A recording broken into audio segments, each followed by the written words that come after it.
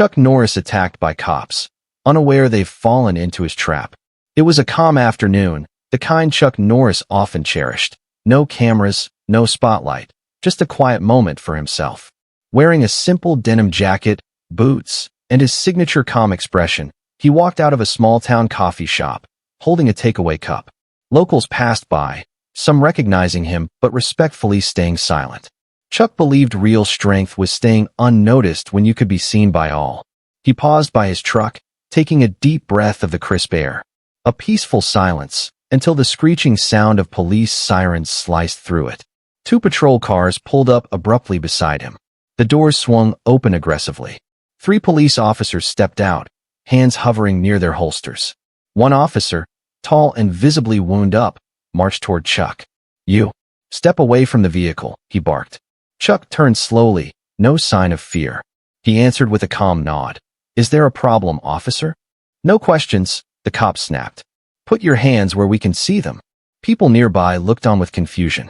Chuck complied, lifting his hands slightly, but keeping his composure. His eyes remained steady, studying, calculating, but never hostile. Inside, he already sensed something was wrong. No introduction. No reason for confrontation. He could almost feel the arrogance, the misjudgment, the assumption that he was just another man they could push around. The second officer stepped closer, demanding ID. Chuck calmly pulled out his wallet and handed it over. The officer scoffed. "Chuck Norris?" "Yeah, sure." He smirked, clearly thinking the ID was fake. Chuck didn't speak. He didn't react. His silence was deliberate. The lead cop raised his hand as if to restrain him. The crowd murmured. Someone whispered, "Is that really him?" Chuck spoke just 4 calm words, soft but firm. "Are you sure about this?" But they ignored his warning. They had no idea. What Chuck did next would leave the entire street stunned, and the officers realizing too late. They were already inside his trap. Chuck Norris attacked by cops, unaware they've fallen into his trap. The atmosphere shifted dramatically.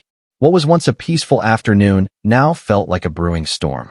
Chuck stood still beside his truck, hands visible, expression calm, while 3 officers continued their harsh questioning. The lead officer, still gripping Chuck's ID, paced slowly like a predator circling prey he believed to be weak. "Listen," he said condescendingly, "stop playing games. If this ID is fake, it's a federal offense. Start telling the truth before things get worse." Chuck didn't respond immediately. He simply watched the officer's movements with silent control, the kind that comes from years of discipline, combat precision, and mental strength. He knew exactly what was happening. Misuse of authority, no probable cause, and escalating hostility. Every moment was being recorded by witnesses. He let it happen. One of the younger officers stepped closer, squinting at Chuck. "Why are you here? What business do you have in this area?" "Getting coffee," Chuck replied, tone neutral. "Don't get smart with us." The officer barked back, taking another step forward. 2 bystanders gasped when the officer briefly shoved Chuck in the chest. Chuck didn't move back. He absorbed the push without resistance. People started gathering. Someone across the street began recording on their phone. Another whispered, "Is that really Chuck Norris?" But most were unsure and stayed quiet. Chuck gently placed his coffee cup aside on the truck's hood. He didn't make a threatening move, just calmly cleared his hands. "You're invading personal space," he said quietly. "I'd ask that you step back." But his request was ignored. The lead officer motioned to his colleagues. "Search him." The second officer tried to grab Chuck's arm. Chuck lightly moved his elbow back, not aggressively, but just enough that the officer couldn't get a grip. "Last warning," Chuck said softly. "You don't want to continue this." That sentence should have been a signal. But arrogance often blinds judgment. They thought they were in control. They had no idea Chuck had already noticed something crucial. Heavy checkmark, a security camera pointing right at them. Heavy checkmark, multiple witnesses recording. Heavy checkmark, his own phone streaming to his attorney. Tucked inside his pocket, audio running. He didn't fall into their trap. They had walked right into his. The lead officer grew frustrated. "Turn around. Hands behind your back." Chuck obliged, slowly turning with his hands lowered, not submissively, but calmly, preparing. Just as one officer reached for his cuffs, a voice from the crowd shouted, "Hey, why are you harassing him? He hasn't done anything." Others began to support. "Yeah, leave him alone. He's not resisting. This is wrong." The officers glanced nervously at the growing crowd. Chuck looked slightly over his shoulder and said in a deeply controlled voice, "You're making a legal mistake. But I won't stop you." One of the officers hesitated. "What do you mean?" Chuck responded calmly, not turning. "Continue if you're confident every step you're taking follows department protocol." The silence that followed was chilling. They didn't know protocol half as well as Chuck Norris did. Instead of stepping back, the lead officer thrust forward, grabbing Chuck's wrist roughly. Chuck allowed it, but did not resist. He simply stared forward, eyes fixed, presence unshaken. Confusion appeared in the officer's reaction. Why wasn't he resisting? Why was he letting this happen? His trap was now fully set. Have you ever seen someone abused by authority? Or faced something similar? Tell me in the comments. And let me know which city or country you're watching from. The grab got rougher. The crowd went tense. Someone yelled, "This is illegal." Another shouted, "You can't touch him like that." The cops were losing control, not of Chuck, but of their own credibility. Chuck slowly turned his head and looked directly at the officer holding him. Not aggressively, just a look. A single look. His eyes communicated more than words ever could. Years of discipline, control, strength. The officer tried to maintain dominance, but his grip loosened. "Sir," Chuck finally said quietly, "I asked you twice to step back. This is now your third and last time." Before the officer could respond, Chuck added, "And I suggest you do it before the cameras catch something you will never undo." The words didn't sound like a threat. They sounded like fate being spoken. The officer let go, only for a moment. But that hesitation was everything. The trap had just begun to close. What happened next pushed the situation to breaking point and made one officer realize the man standing in front of him wasn't just anyone. He was the wrong man to underestimate. Chuck Norris attacked by cops, unaware they've fallen into his trap. Tension gripped the street like a tightening fist. The officers, still agitated, took a step back, only because Chuck's words had unsettled them. But the lead officer, trying to save face in front of the growing crowd, forced a cold smirk. "Oh, so now you're giving orders?" he said harshly. "Let me make something clear. I'm in charge here." Chuck remained still, shoulders relaxed. He didn't react to the officer's tone. In fact, he didn't even blink. "Being in charge," Chuck replied calmly, "and being in control are two different things." The crowd responded with a low reaction, murmurs, nods. Someone whispered, "He's right." The officer's face hardened. He turned to his team. "Enough. Detain him." Another officer hesitated. "But sir, protocol." "I said detain him," he barked, cutting him off. Chuck inhaled slowly. He knew exactly what he was doing. All the pieces were in place. He didn't resist as two officers moved in again, but his stance changed slightly. Not attacking, just preparing. One foot angled subtly, his weight calculated. To the average person, it looked like nothing. To a trained fighter, it looked like final warning. Chuck gently raised his hand, palm outward, not to strike, but as a clear signal. "I'm giving you one last chance," he said softly, "to step back. Because the moment you touch me again, it won't be me who loses control." The officers paused. That voice, it wasn't a threat. It was truth. "You think you're untouchable?" The lead officer sneered. Chuck looked at him with frightening clarity.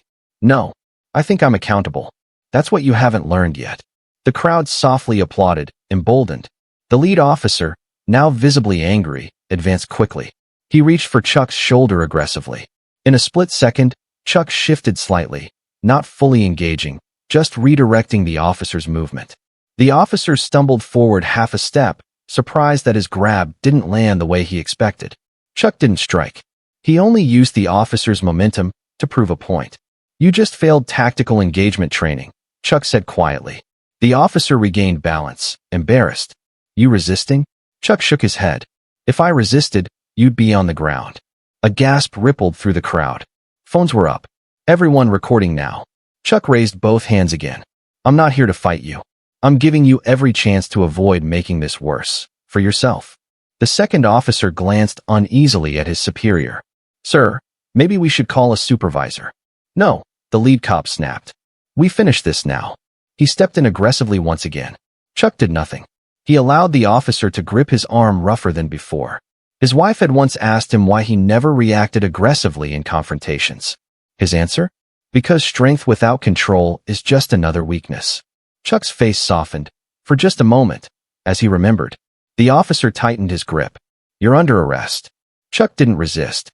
He simply asked, "On what legal basis?" No answer. "Do you have cause?" Silence. "Do you know who the property belongs to that you're about to trespass on?" Confusion spread among the officers. "I own this land," Chuck said calmly. "I purchased this strip, including that coffee shop, last year." The officers froze. A few people in the crowd gasped. Chuck leaned slightly toward them. "So technically, you're the ones trespassing and violating protocol on privately owned land, without warrant or cause." One of the officers stepped back instantly. The lead one looked shaken but refused to step down. You're bluffing." Chuck smiled faintly. "You think so?" He turned his head slightly, just enough for the camera to catch it, and said, "To the gentleman recording from the red sedan, kindly zoom in toward the small sign by the parking lot." The man did. The camera displayed, "Norris Property Holdings, private ownership." The officer's face went pale. The crowd burst into murmurs and shock. Without raising his voice, Chuck said, "I warned you. This isn't a trap to hurt you. It's a trap to teach you." The officer's hand slipped from Chuck's arm. For the first time, he stepped back. If you were in Chuck's place, what would you do? Stay silent like he did, or react differently? Comment your reaction below. Chuck looked at them calmly, eyes unwavering.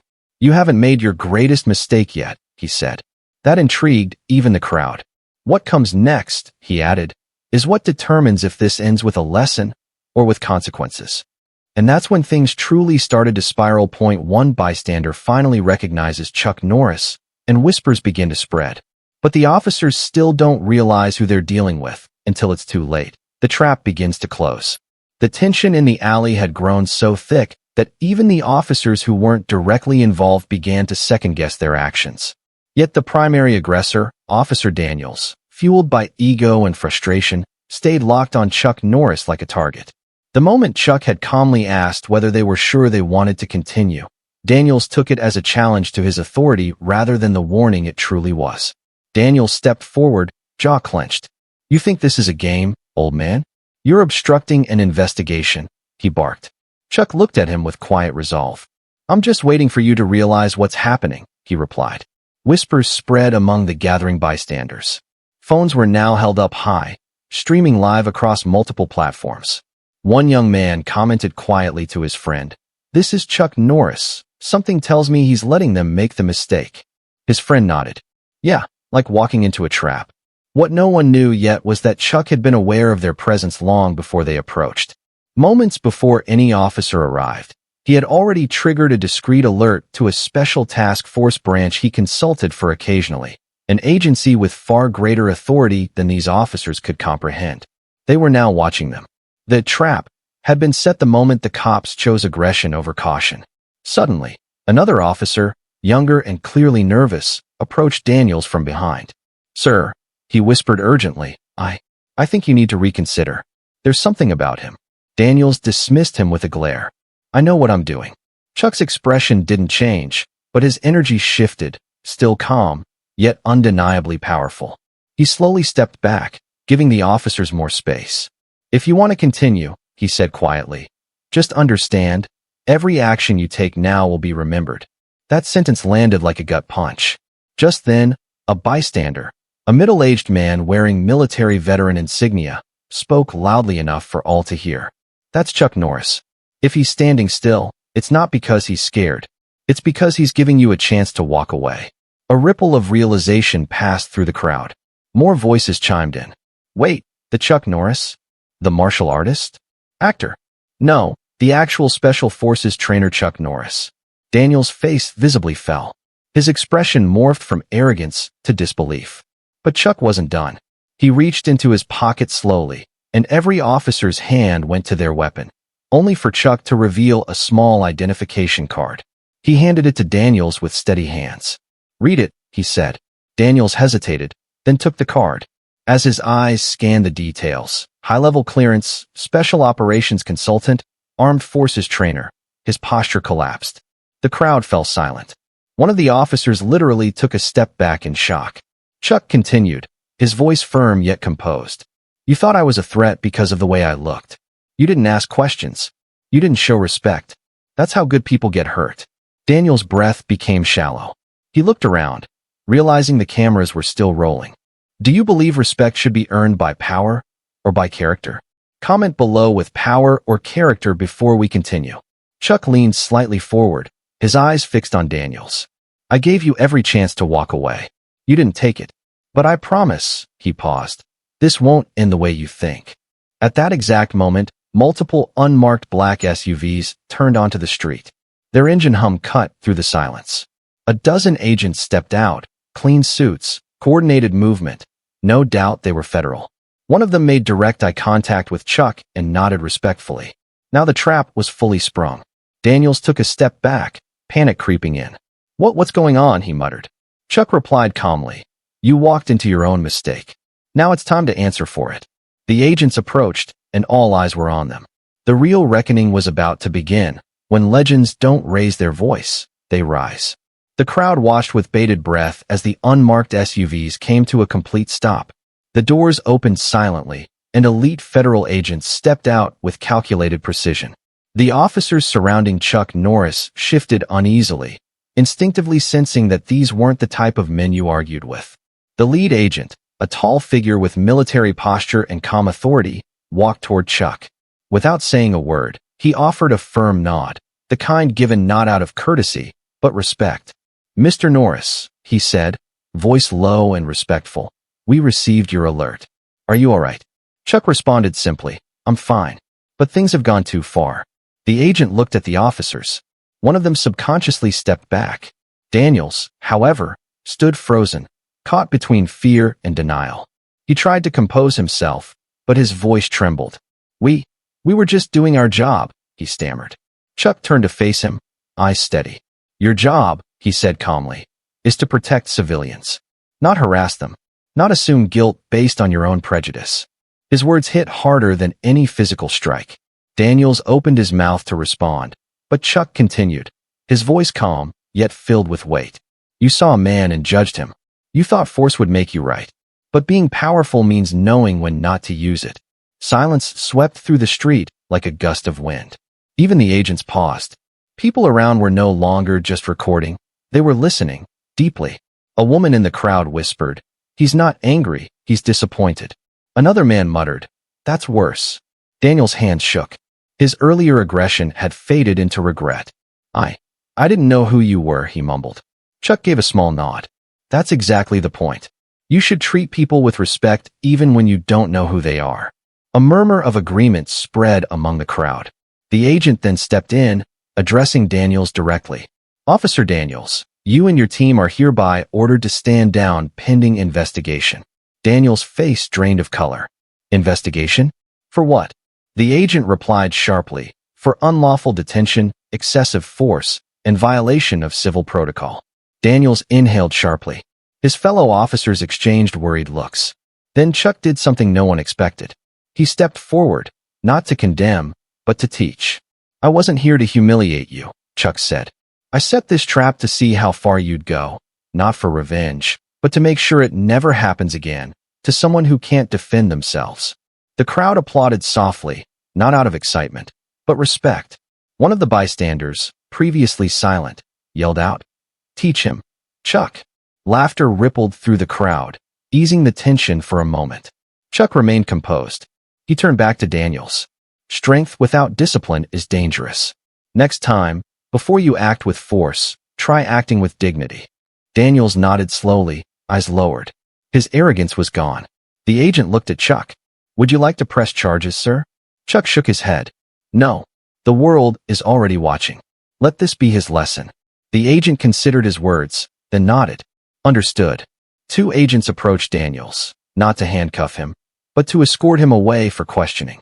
The difference wasn't legal. It was symbolic.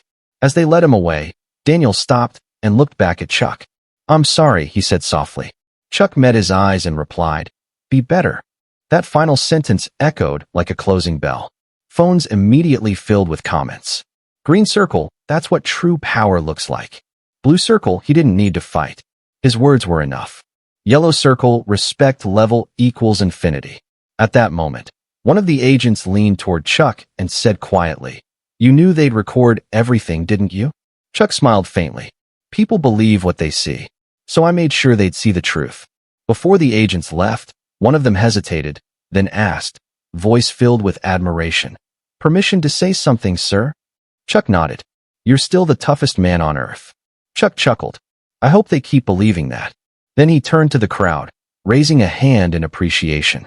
"If you believe real power doesn't come from fists, but from morals, comment true strength and share the story with someone who needs to hear it." The applause that followed wasn't noisy. It was meaningful. The trap was closed, and Chuck Norris never even had to lay a finger when the world stopped to watch.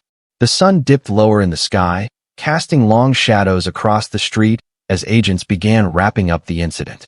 People were still recording, streaming live, replaying Chuck Norris's every word across social platforms. The officers had retreated to their vehicles, shaken and silent. The federal agents scanned the area professionally, then quietly stepped back, giving Chuck space. It was only then that someone from the crowd broke the silence with slow, deliberate clapping. Then another joined, and another. Within moments, the entire street was echoing with applause, not like fans cheering an action star, but like citizens honoring a man who had defended dignity without throwing a single punch. Chuck stood still, hands relaxed at his sides, eyes thoughtful. He wasn't basking in the moment. He was reflecting. A group of teenagers approached shyly. One of them, a boy wearing boxing gloves around his neck, said, "Mr. Norris, my dad always told me to fight back when people disrespect you. But today, you didn't even raise your voice." "How?" Chuck looked at him kindly. "Son, fighting isn't always about strength. Sometimes, the greatest victory comes from knowing you could win, without needing to prove it."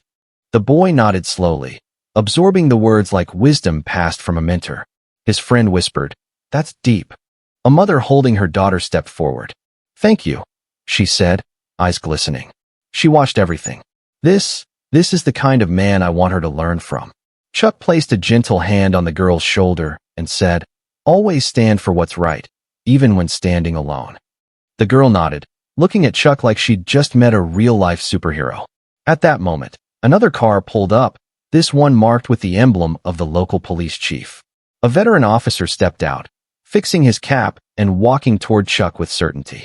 The crowd's chatter stopped instantly. "Mr. Norris," the chief said, extending his hand respectfully, "on behalf of the department, I apologize for what happened here today." Chuck shook his hand lightly. "I accept your apology. But don't apologize to me. Apologize to those who can't defend themselves in moments like these." The police chief looked at the crowd, acknowledging the gravity of the moment. "You're right," he said. "We're reviewing policies right away. Today becomes a learning point, not an incident to bury." Phones around the street captured that handshake. Someone nearby whispered, "This is going viral tonight." Chuck nodded in quiet approval, then prepared to leave. But before stepping away, he turned back to the crowd and said, "Remember this, justice isn't about showing power. It's about using it responsibly. True strength is silent, controlled, and fair." The crowd gave one final round of respectful applause. Have you ever seen someone use calmness to defeat aggression? Comment, yes, if you believe real warriors fight with honor, not rage. As Chuck walked toward his vehicle, a federal agent approached discreetly. "Sir," he said softly, "we monitored everything. I can confirm that within 3 minutes of you speaking, this live clip reached over 750,000 views. You just taught the world a lesson in real time." Chuck paused. "Good. Maybe someone who needed this today just received it." The agent nodded. "They did, sir." Then, as Chuck reached his car, someone from the crowd shouted jokingly, "Hey, Chuck, you really did set a trap." Chuck turned slightly, smirked, and replied, "Letting someone underestimate you is the oldest trick in the book." Laughter rippled across the street. The tension was gone. Hope replaced it. He got into his vehicle, buckled up, and gave one last nod to the crowd. The door closed with quiet finality, not like an ending, but the completion of something important. And as the engine started, the voice of a man in the crowd captured it perfectly. He didn't win because he could fight. He won because he didn't have to. Chuck Norris drove away slowly, leaving behind a street full of people who would never forget what they had witnessed, not strength in action, but strength in restraint, when a moment became a worldwide movement. Within hours of the incident, The video of Chuck Norris calmly dismantling the abusive officers had gone viral across every social media platform. Clips from bystanders, live streams, and even security footage flooded the internet. Headlines appeared worldwide. Chuck Norris shuts down police misconduct without throwing a punch. Legend teaches justice through silence. When calm defeats force, Norris leads by example. The video crossed 50 million views within the first 24 hours. Celebrities, veterans, athletes, and activists began reacting, sharing the moment along with powerful messages. One retired general tweeted, "That wasn't self-defense. That was leadership." A martial arts icon wrote, "I've thrown 1,000 punches in my life. Watching Chuck not throw one. That's the strongest strike I've ever seen." Even global news channels began broadcasting the clip, calling it the Norris lesson. Meanwhile, the officers involved faced immediate consequences. Officer Daniels was placed on unpaid suspension pending full investigation. Mandatory retraining programs were announced, with Chuck's conduct being referenced during sessions as an example of how peace should be maintained by law enforcement, not broken by it. But what stunned the world wasn't the official response. It was Chuck's. Rather than speaking to the media or giving interviews, he posted a simple statement online. "I didn't win because I'm strong. I won because I stayed calm. Respect must be shown before it can be earned." That single sentence garnered over 10 million likes. Soon after, Chuck was invited by multiple international peace organizations to speak about conflict resolution and moral leadership. Instead, he made a humble choice. He visited schools, youth gyms, and veteran centers quietly, speaking not as a legend or warrior, but as a mentor. He told them, "Your reaction defines you more than your condition. When the world tries to push you into anger, rise into discipline." The story quickly transformed from a viral video into a global message. Communities began using the phrase, "pull a Chuck," meaning, stay calm when you have the power not to. Police departments adopted new accountability systems. Anti-bullying programs used Chuck's moment as a training example. Even judges referenced it in court when awarding commendations for restraint under pressure. If you believe no one should be judged by appearance, and that calm is stronger than cruelty, type respect in the comments. Share this story with someone who needs to be reminded that the loudest force isn't always the strongest. Chuck Norris didn't teach the world how to fight that day. He taught it how to stop fighting and still win.